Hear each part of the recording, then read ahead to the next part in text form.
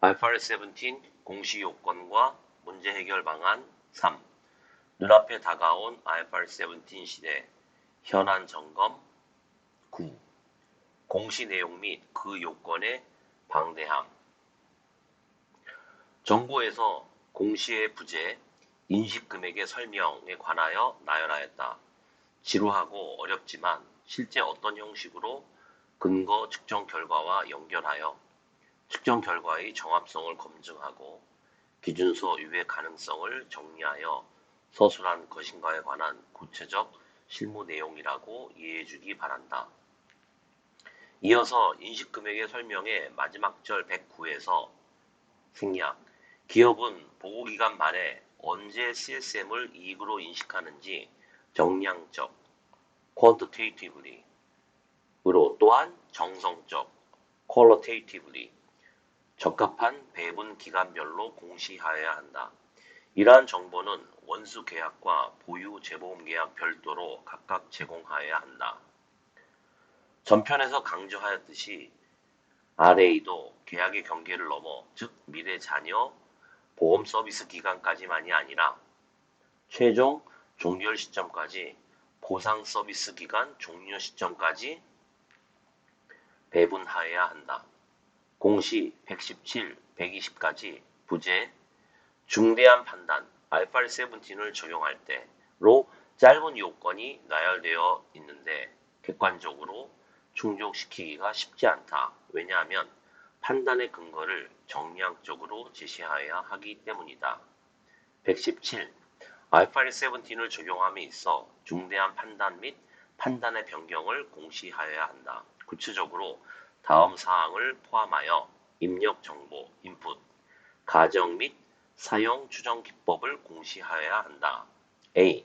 IFRS 17 적용 범위 내의 보험 계약을 측정하기 위하여 사용한 방법들과 그 방법들의 입력 정보를 추정한 과정. 가능하다면 그러한 입력 정보에 대한 정량적 정보도 제공하여야 한다. B.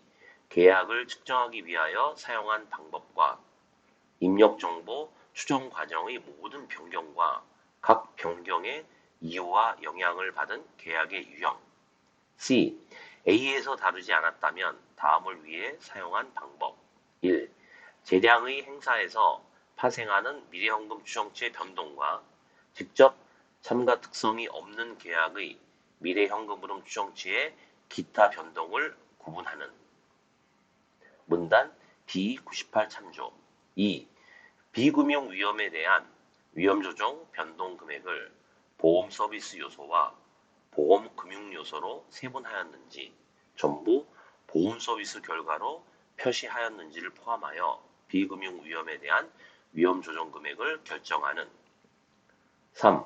할인율 결정. 4. 투자 요소 결정. IFRS 17을 적용함에 있어서 입력 정보, 가정, 추정 방법을 공시하여야 한다. 너무도 어마어마한 내용이다. A, B, C를 포함한다. 점입 가경이다.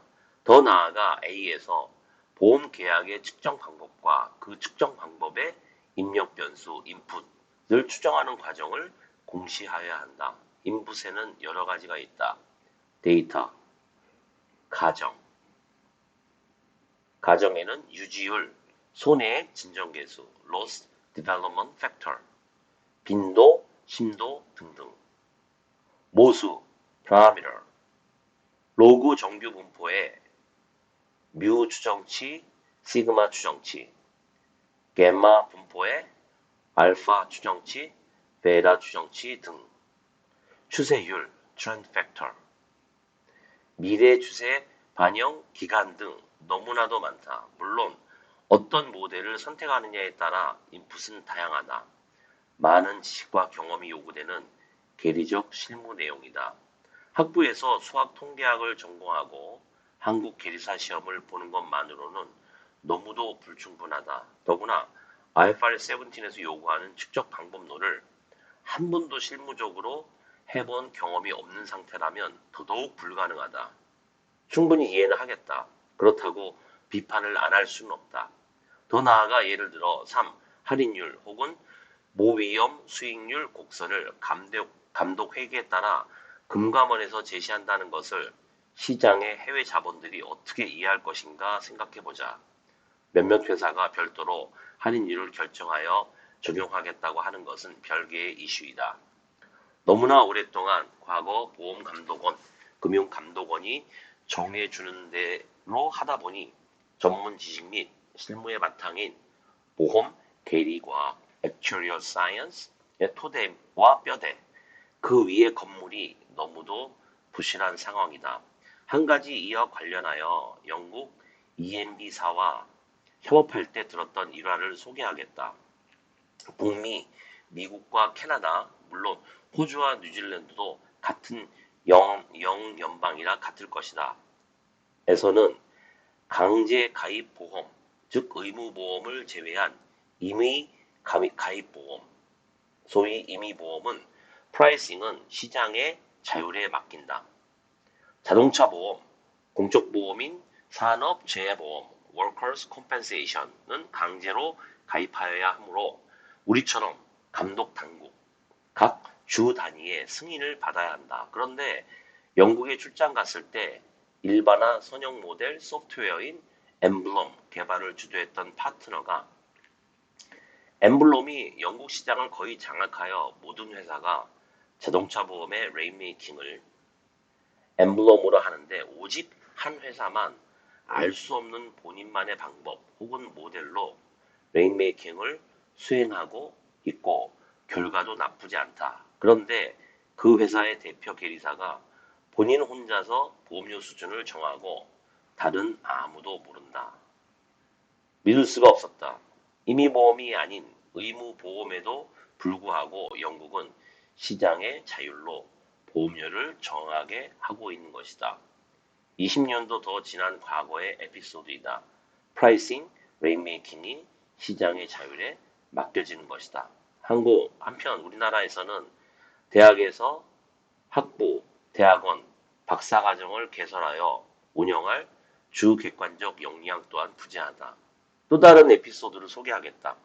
필자가 6, 7년 전 캐나다에서 일하다 두 번째로 한국에 돌아왔을 때 업계 입문 7, 8년 된 직원이 한국은 금감원이 정하는 바대로 무조건 해야 합니다. 라고 한 적이 있다. 이미 한국에서 유학 전 6년, 2002년 돌아와 2011년 캐나다 돌아가기 전 10년 경력이 있는 사람에게 이런 말을 한다는 것은 실망을 넘어 얼마나 우물을 넘어서 상황 판단을 할 역량이 부족한지 가늠할 수 있다.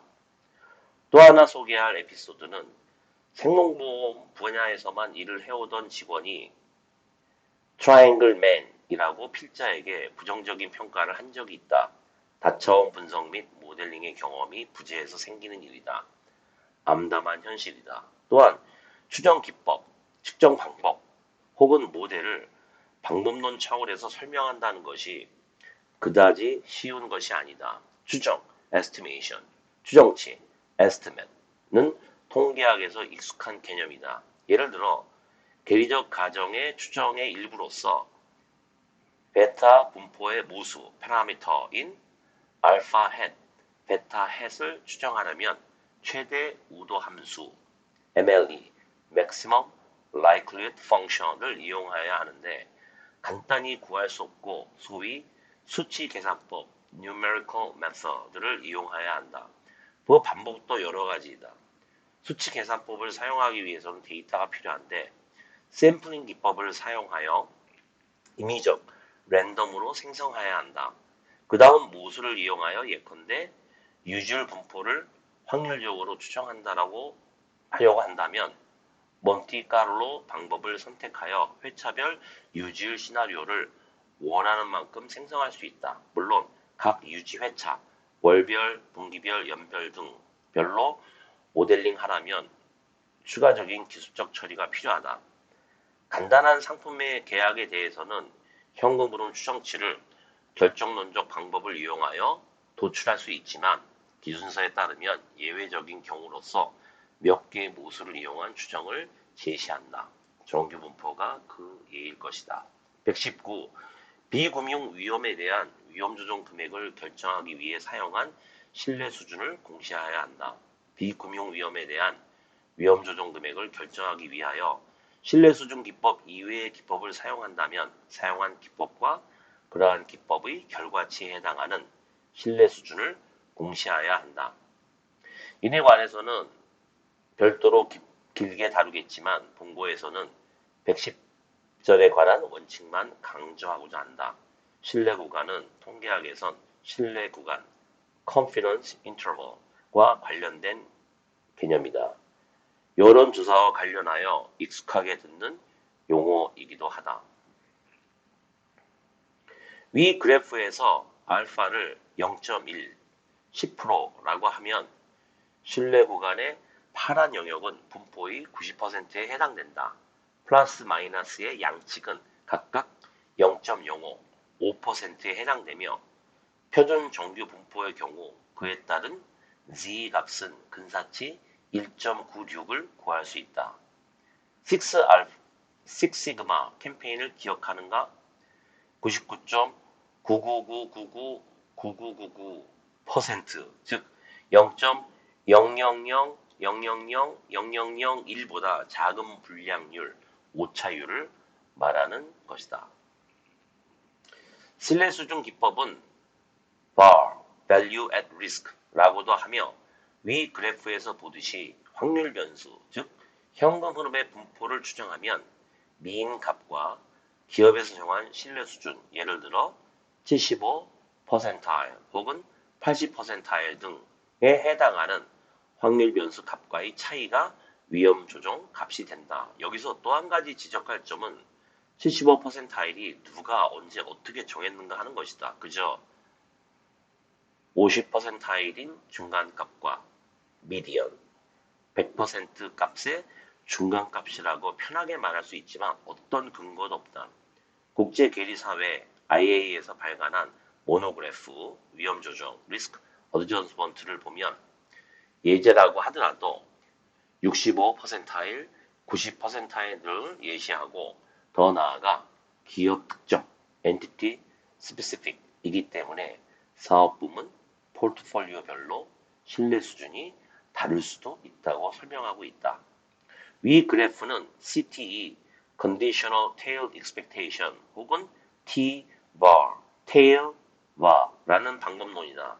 신뢰 수준을 정했다면 그 신뢰 수준을 넘는 영역의 평균값을 구하는 것이다. 그 근거는 분포를 추정할 때 어느 데이터를 활용하였는가와 만약 거대 손해액 청구권이나 재해 사고권을 반영하지 않았다면 VAR보다는 이 방법이 더 적합하다고 할 수 있다. IA 모노그래프 위험 조정에서 소개하는 왕 변함, 웽 트랜스폼도 참고하기 바란다. 상대적으로 큰 금액 영역의 예상 확률 크기를 확대하는 분포 전환, 디스트리뷰션 트랜스포메이션의 한 예제 모델이다.